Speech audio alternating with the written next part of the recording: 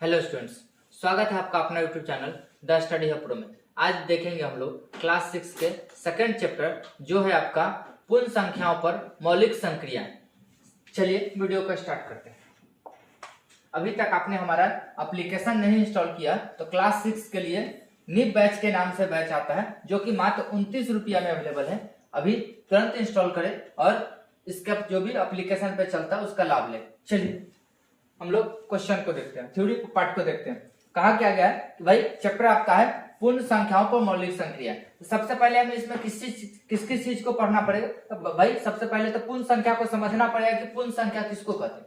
तो भाई पूर्ण संख्या किसको कहते हैं, तो भाई प्राकृत संख्या के समूह में जब हम जीरो को मिला देते हैं तो वो जो संख्या बनती है वो आपका पूर्ण संख्या बनती है। हमें कहा गया पूर्ण संख्या क्या है, तो भाई प्राकृत संख्या के साथ अगर जीरो को मिलाने वाले बनने वाली जो संख्या होती है वह पूर्ण संख्या होती है। यानी सीधा सीधा समझिए तो भाई वैसी संख्या जो प्राकृत संख्या में जीरो को मिलाकर मिलती है वह संख्या पूर्ण संख्या कहलाती है। एग्जाम्पल के तौर पर आपका 0 1 2 3 4 5 6 से लेके कहां तक आ जाएगा, अनंत तक आ जाएगा। इसको हम लोग W से सूचित करते हैं।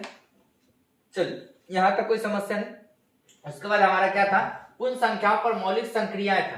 तो हमें समझना पड़ेगा संक्रियाएं किसको कहते हैं। अभी हमने देखा पूर्ण संख्या किसको कहते हैं, तो भाई पूर्ण संख्या किसको कहते हैं, तो प्राकृत संख्या के समूह में अगर हम जीरो को मिलाते हैं तो जो नया समूह बनता है वो हमारा पूर्ण संख्या कहलाता है। चलिए उसके बाद संक्रियाएं देखते हैं। हमारा मौलिक संक्रिया पूर्ण संख्या के लिए क्या है, तो पूर्ण संख्या के लिए मौलिक संक्रिया हमारा 4 प्रकार का होता है। क्या होता है, 4 प्रकार का होता है। एक आपका जोड़ होता है, एक आपका घटाव होता है, एक आपका गुना होता है, एक भाग होता है। यानी संक्रियाएं को हम लोग ऑपरेशन कहते हैं। क्या कहते हैं, आपका जो संक्रिया है इस संक्रिया को ऑपरेशन कहते हैं इंग्लिश में। ये क्या है, ऑपरेशन। तो भाई ऑपरेशन आपका 4 प्रकार का होता है। एक एडिशन का, एक सब्ट्रैक्शन का, एक मल्टीप्लिकेशन का, एक डिवीजन का। यह संक्रिया आपका पूर्ण संख्या के लिए भी लागू होता है, भिन्न संख्या के लिए भी लागू होता है, दशमलव वाले संख्या के लिए भी लागू होता है, रूट वाले संख्या के लिए भी लागू होता है, क्या कहते हैं बीजगणित वाले संख्या के लिए भी लागू होता है। यानी सभी पे संक्रियाएं जो हमें पढ़ना है, तो संक्रियाएं हमारा मोटा मोटा 4 भाग में बांटा गया। 4 प्रकार का होता है। एक योग के लिए संक्रिया, एक घटाव के लिए संक्रिया, एक गुना के लिए संक्रिया, एक भाग के लिए संक्रिया। यहाँ तक कोई समस्या नहीं।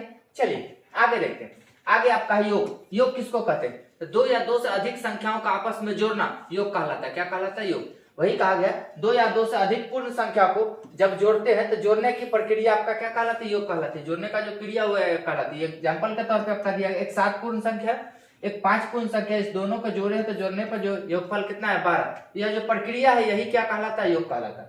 उसके बाद योग का कुछ गुणधर्म है।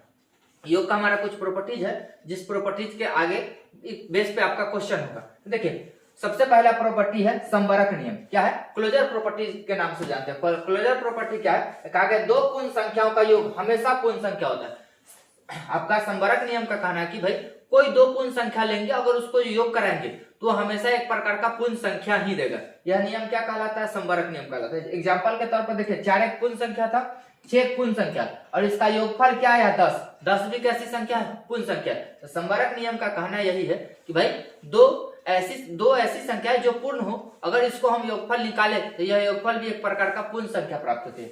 अगला आपका टॉपिक है क्रम विनिमय नियम। यह आपके एग्जाम के लिए मतलब आपके बुक के लिए इंपॉर्टेंट टॉपिक है। यहां से लेके पढ़ना 6 में, लेकिन आपको आगे चल के 7, 8, 9, 10 तक ही काम आएगा।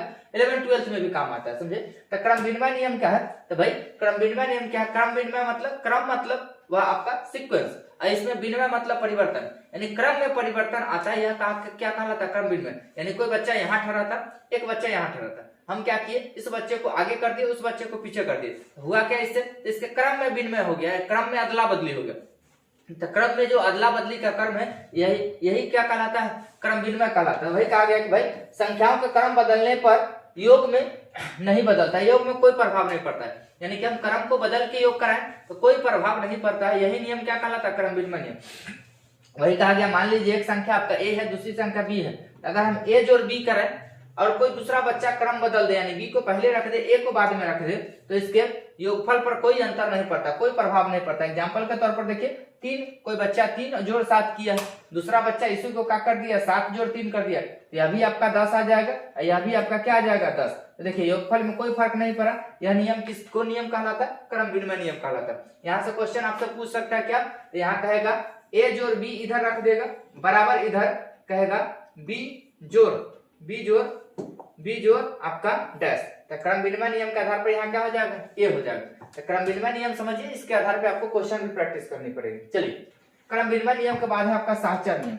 साहचर्य नियम क्या है, तो दो संख्या के लिए हम क्रम विनिमय नियम लगाते हैं। यदि संख्या 2 से ज्यादा हो जाए, 3 हो जाए, तो साहचर्य नियम आ जाती है। तो वही कहा गया, तीन संख्याओं के योग के समूह पे बदलने पर योग नहीं बदलता है। क्रम विनिमय नियम क्या कहा था, दो संख्याओं के लिए लागू होता है। साहचर्य नियम तीन संख्या के लिए लागू होता है। तीन संख्या को अगर जोड़ना है तो एक टाइम में हम किसी न किसी दो संख्या को ही जोड़ सकते हैं, तभी तीसरा जुड़ेगा। तो इस टाइम में कहा गया कि अगर ए बी सी तीन संख्या, अगर पहला ब्रैकेट कह रहा है कि भाई इस बी और सी को जोड़ा जा रहा है, यानी कि एक बार हम बी और सी को जोड़े फिर बाद में ए को जोड़े, वही क्रम को कहा गया कि नहीं, पहले कोई ए बी को जोड़ दे फिर बाद में सी को जोड़े, इसमें कोई फर्क नहीं पड़ता है। यानी आप आजाद है, पहले ये दो का जोड़ के बाद में तीसरा करिए, चाहे पहले ये दो इस दो को जोड़ के बाद में तीसरा जोड़िए, इसमें कोई फर्क नहीं पड़ता।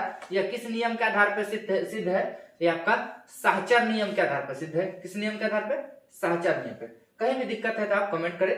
चलिए, इसका एग्जाम्पल समझिए क्या है। तो भाई कहीं 3 जोड़ 4 था प्लस 1 2 था, इसको जोड़िए तो 3 4 यह आपका 7 आ जाएगा, प्लस 2 अगर कीजिए तो ये आपका 9 आ जाएगा। इधर भी देखिए 3 2 5 आ जाएगा, 5 जोड़ 4 कीजिएगा 9 आ जाएगा। यह किस नियम के आधार पर सत्य है भाई, ये आपका साहचर्य नियम के आधार पर सत्य है। अगला कहा गया, किसी भी संख्या में 0 जोड़ने पर वही संख्या मिलती है। इसका मतलब क्या, अगर आप कोई भी संख्या उठा लीजिए, अगर उसमें 0 जोड़ेंगे तो वही संख्या मिलेगा। एग्जांपल के तौर पर देखिए, ए में ए जोड़ 0 किया गया, ए है। एग्जांपल के तौर पर आप समझिए, 7 में अगर हम 0 जोड़े तो हमारा क्या मिलता है, 7 मिलता है। तो किसी भी संख्या में हम अगर 0 को जोड़ते हैं तो वही संख्या हमें प्राप्त होती है। आगे सब्ट्रैक्शन है। सब्ट्रैक्शन क्या है, तो भाई दो संख्याओं को आपस में घटाने की क्रिया क्या कहलाती है, घटाव कहलाएगी। वही कहा गया, एक संख्या में से दूसरी संख्या घटाने की क्रिया घटाव कहलाती है। हम कि दो संख्याओं को कैसे घटाते थे, किसी एक संख्या में से दूसरी संख्या को घटा लेते हैं। तो वही कहा गया, एक संख्या में से दूसरी संख्या को घटाना क्या कहलाता है, घटाव कहलाता है। या सीधा सीधा तौर पे कह सकते हैं, दो संख्याओं को आपस में घटाने की क्रिया क्या कहलाती है, घटाव कहलाती है। यही आपका एग्जाम्पल दिया गया, 9 में से 4 घटाए कितना है, 5 आया। अब बात करते हैं गुना का। गुना का जैसे योग के लिए अभी हम क्रम विनिमय नियम पढ़े, तो क्रम विनिमय नियम सिद्ध होता है योग पर गुणनफल पे, घटाव पे या भागफल पे क्रम विनिमय नियम नहीं चलता, समझे। तो वही गुना क्या है, तो भाई दो संख्या, किसी दो संख्याओं को गुना कराने की प्रक्रिया क्या चलती है, तो गुना क्या कहते हैं, एक संख्या को बार बार अगर जोड़ रहे हैं तो जोड़ना ही क्या कहलाता है, गुणन कहलाता है। वही कहा गया, किसी संख्या को बार बार जोड़ना गुना कहलाता है। जैसे एग्जाम्पल के तौर पे आप समझिए, दो को हम क्या कर रहे थे, दो को अगर हम मान लीजिए कि 5 बार जोड़ रहे थे, दो संख्या को 5 बार जोड़ेंगे कितना आएगा, 10 आ जाएगा। इसका मतलब हुआ, दो को हम अगर 5 बार गुना करा दे फिर भी क्या आ जाएगा, 10। तो 5 बार है क्या, जो 5 बार हम इसको जोड़ के प्रक्रिया में लिखे हैं, यही इसका गुणन है। वही कहा, किसी संख्या को बार बार जोड़ना ही क्या कहलाता है, गुणन कहलाता है। यहाँ तक कोई समस्या नहीं। चलिए, गुना का भी कुछ प्रॉपर्टी है, जैसे योग का प्रॉपर्टीज था वैसे ही गुना का भी प्रॉपर्टीज होता है। घटाव में प्रॉपर्टीज नहीं काम करता, भाग में प्रॉपर्टीज नहीं काम करता, समझे। चलिए, सबसे पहला संबरक नियम। संबरक नियम क्या था, तो भाई वहां क्या था संबरक नियम, तो भाई कोई दो संख्याओं को आपस में जोड़ते हैं, यानी दो पूर्ण संख्या आपस में जुड़ती है तो क्या कर देती है, एक पूर्ण संख्या ही देती है। वही यहाँ कहा गया, दो पूर्ण संख्याओं को गुना कराए तो गुणनफल भी पूर्ण संख्या होगा। यानी यहाँ भी संबरक नियम क्या था, वहां योग के लिए था, यहाँ गुणन के लिए था। तो गुणन के लिए भी संबरक नियम क्या होगा कि कोई दो पूर्ण संख्याओं का गुणनफल भी सदैव क्या आता है, पूर्ण संख्या आता है, समझे। यहाँ से देखिए, यह आपका संबरक नियम था। अब क्रम विनिमय नियम समझिए। तो क्रम विनिमय नियम योग पर समझे कि कोई दो संख्या है, उसको आपस में जोड़ कराए और उसका क्रम बदल के जोड़ कराए, कोई फर्क नहीं पड़ता।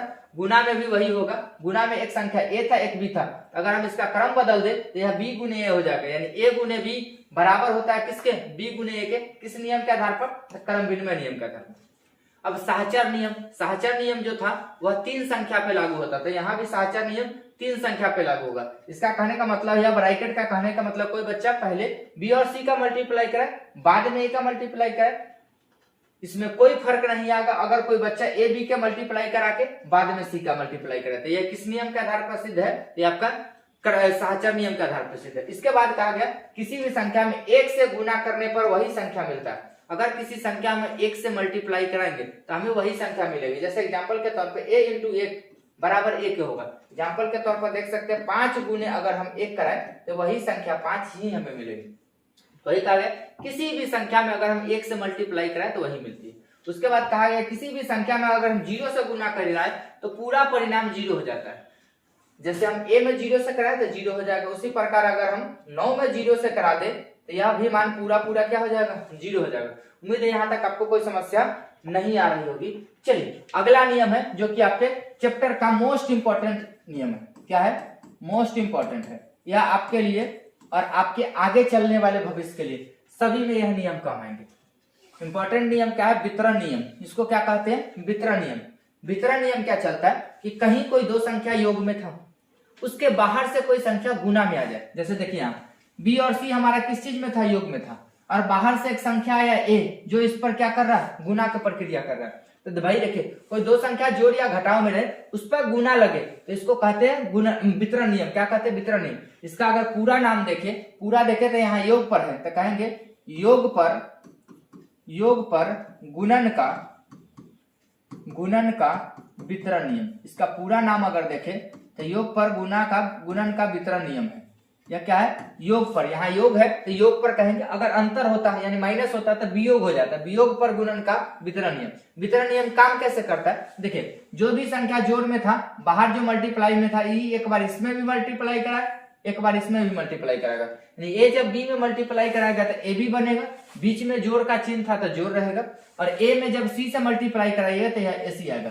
यही नियम क्या कहलाता है, वितरण नियम। एग्जाम्पल के तौर पर समझिए, यहाँ 4 जोड़ 3, हमारे पास ऑप्शन क्या था, 4 जोड़ 3 निकाल के गुना करा लेते तो यह सिंपल गुना होता है। वितरण नियम के आधार पर भी वही बराबर होगा, एक बार बाहर वाला से इसमें भी होगा, एक बार बाहर वाला से इसमें भी होगा। देखिए 4 3 7 25 35 7, यहाँ भी वही आएगा। देखिए एक बार 5 से 4 में हुआ तो 5 गुने 4 हुआ, एक बार 5 से 3 में हुआ तो 5 गुने 3 हुआ, बीच में जोड़ का चिन्ह था, जोड़ रहा। अब यहाँ देखिए 5 का यह 20 आ जाएगा, प्लस आपका 5 या 15, यह भी 35 आएगा, कोई फर्क नहीं पड़ेगा।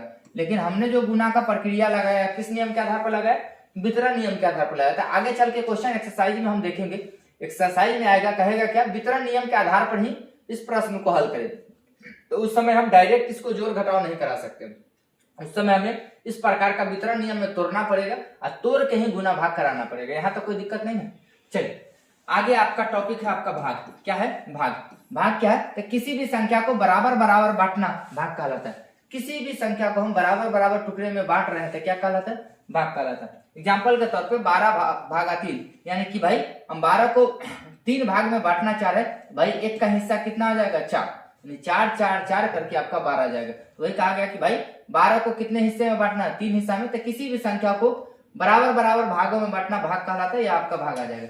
भाग का एक नियम चलता है, क्या चलता है, तो भाग का नियम होता है भाज्य बराबर, क्या हो जाता है, भाज्य बराबर भाजक गुने भागफल जो शेषफल।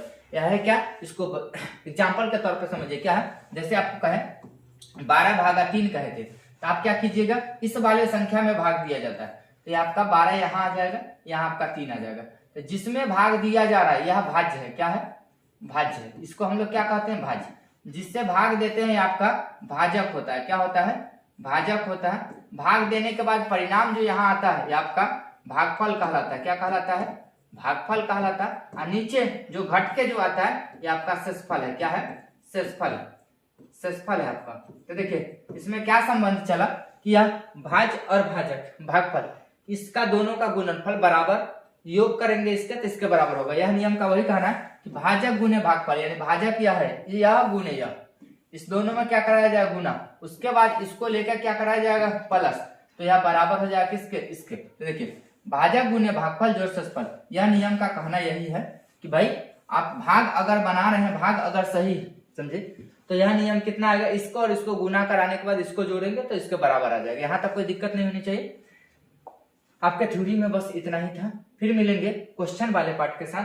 थ्योरी में कहीं भी समझने में परेशानी हुई होगी तो आप कमेंट करें। वीडियो अच्छा लग रहा हो तो वीडियो को लाइक कर दे, चैनल पर नए हैं तो चैनल को जरूर सब्सक्राइब कर ले। वीडियो देखने के लिए धन्यवाद। फिर मिलते हैं एक्सरसाइज के साथ।